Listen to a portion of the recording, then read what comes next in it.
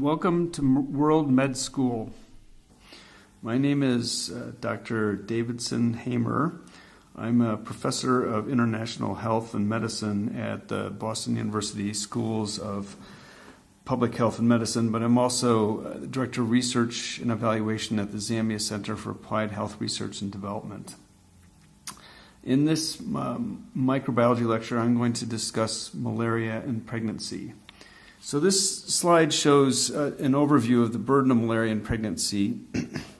There are an estimated 45 million pregnancies that occur annually in malaria endemic areas. 23 million of these occur in high transmission areas of sub-Saharan Africa. Malaria has been shown to have a negative health impact for both mothers and newborns. For mothers, it is responsible for severe anemia, an estimated 3 to 15% of all episodes of severe anemia among mothers, and up to 10,000 malaria anemia-related deaths per year. In infants, malaria in pregnancy is estimated to be responsible for anywhere from 8 to 14% of all episodes of low birth weight. And low birth weight is generally defined as a birth weight of less than 2,500 grams. But more notably for 30% of preventable low birth weight. In addition, malaria during pregnancy is responsible for 8 to 36% of prematurity and 3 to 8% of infant mortality, which is approximately anywhere from 75,000 to 200,000 infant deaths per year. So the presentation of malaria in pregnancy varies according to endemicity. In endemic areas, areas with higher intensity transmission, many mothers are asymptomatic or may have low-grade symptoms. They often are suffering from severe maternal anemia, or at least moderate anemia, if not severe anemia. Their newborns are often born with low birth weight, and there's an increased risk for both neonatal and infant mortality. In areas with lower transmission that are prone to epidemics of malaria, mothers are more likely to have more symptomatic episodes of malaria with complications including severe anemia, cerebral malaria, respiratory distress, and potentially death. In addition, they have a risk of having a spontaneous abortion or miscarriage during the course of their pregnancy, premature delivery, and then like high transmission areas, there's also risk of low birth weight and newborn mortality. This slide shows the cycle of malaria during pregnancy in high transmission areas. So Plasmodium falciparum is the main species of malaria that contributes to the burden of malaria during pregnancy, although in some areas of the world, Plasmodium vivax has been shown to be responsible, but generally to a lesser degree. So in high transmission area, falciparum malaria is associated with asymptomatic infection because there are high levels of acquired immunity. There's often parasite sequestration in the placenta. This leads to impaired nutrient transport to the developing fetus, and then eventually results in low birth weight of the baby.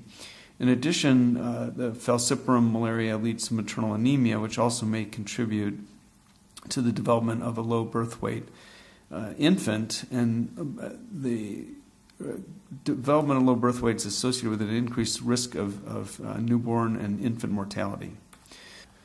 So this shows malaria parasites sequestering in the placental intervillous space, and large numbers of parasitized erythrocytes may be found in the intervillous space.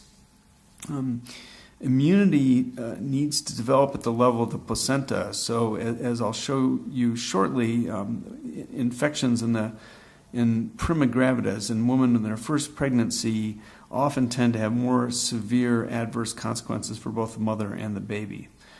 This figure shows that the density of placental parasitemia can be very high. In fact, it can be up to 90% or more of all placental red blood cells or erythrocytes infected with malaria parasite. This slide shows the evolution of malaria in pregnancy in low transmission areas. So as I mentioned previously, acquired immunity is low, so clinically symptomatic illness is much more common. This may progress to severe disease, which may, with the ultimate complication potentially of death, and this bears a risk to the mother and the fetus of complications. This slide shows a few, actually the next few slides are going to describe some important facts about malaria and pregnancy from studies that have been conducted in sub-Saharan Africa. First of all, pregnant women are more susceptible to malaria than non-pregnant adults. This is a study published in the New England Journal of Medicine in 2000. It shows the relative odds of Plasmodium falciparum parasitemia at different points in time with an odds ratio of 1.0 in the year before pregnancy. There's about a twofold increase in the first trimester, a 2.5-fold increase in the second trimester, similar twofold increase in the third trimester. Shortly after delivery, the risk drops, but is slightly higher than in the year before pregnancy. And then 60 days postpartum, the risk drops back to the similar levels to the time before pregnancy. So malaria is more frequent and more severe among nulliparous women compared to multiparous women. This data is one example of many showing differences between prima gravida, so a woman in their first pregnancy, secunda gravida, second pregnancy, and then multigravida. And as you can see, the y-axis shows the frequency of placental malaria in figure A, and then figure B, the placental parasite density. And both the frequency of placental infection and the density of infection are highest in prima gravida, and then with the frequency of infection drops progressively with gravidity. Important additional fact is that you may have placental parasitemia in the absence of peripheral parasitemia. And this slide shows a regression analysis comparing placental parasitemia to peripheral parasitemia at delivery. So another complicating factor is HIV. And HIV infection increases the risk for both peripheral and placental parasitemia. This is from a review paper published about 9 years ago, and basically the HIV-infected women have a relative risk of 1.6 of having peripheral parasitemia, which is a significant difference, and then they have a similar level of increased relative risk of having placental parasitemia. This slide summarizes a large body of studies on the interaction between HIV infection and malaria and pregnancy. So HIV-positive pregnant women have been shown to have a higher prevalence of malaria parasitemia, higher parasite densities, a greater risk of placental infection, increased risk of anemia, and an increased risk of birth complications, including low birth weight, prematurity, and intrauterine growth retardation. Placental malaria in HIV-infected pregnant women may increase the risk of HIV mother-to-child transmission, although there are mixed findings in some studies, with not all showing an increased risk of mother-to-child transmission. And then infants of HIV-infected pregnant women are at greater risk of serious malaria morbidity and mortality. So there are a number of opportunities for intervention to try and reduce the burden of malaria in pregnancy. In areas of Africa where there are large proportions of low birth weight, many women, more than 60%, in fact, in many areas, more than 90 to 95% attend antenatal clinics. So delivery of interventions at the point of care of antenatal clinics is a significant feasibility in sub-Saharan Africa. There are medications, so intermittent preventive treatment is one strategy that's been widely used, and I'm going to say a few more words about that in a minute.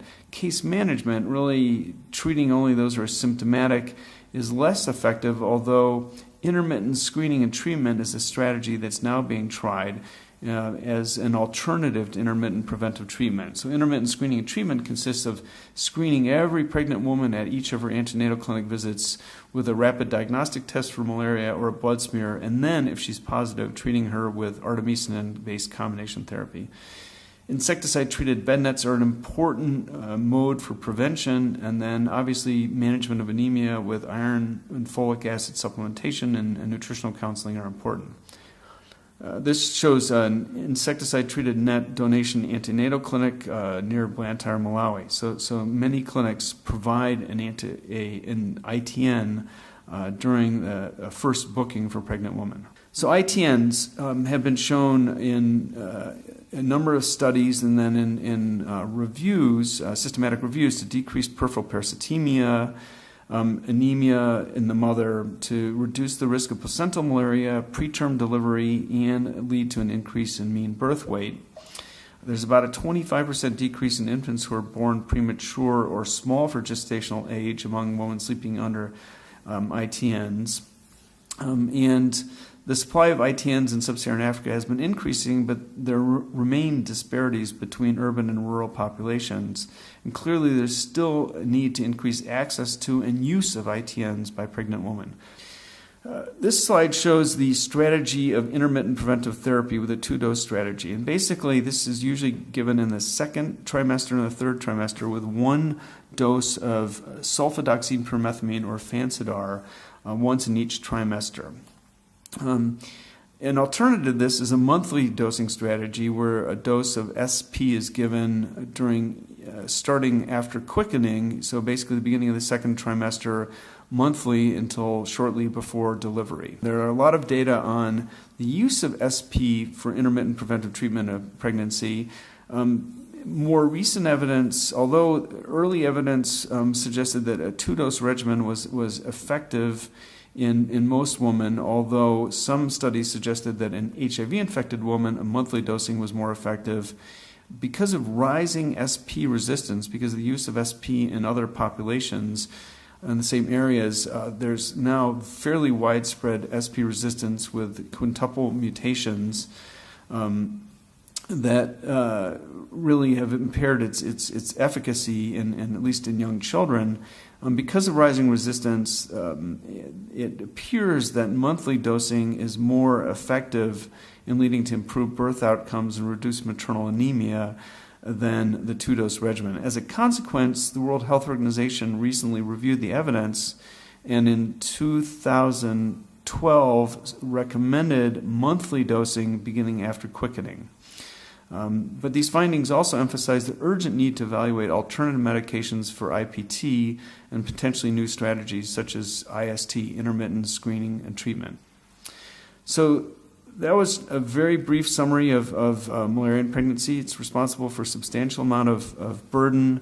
We do have effective interventions including ITNs, IPT, and then intermittent screening and treatment, which we'll have a lot more data on in the next few years.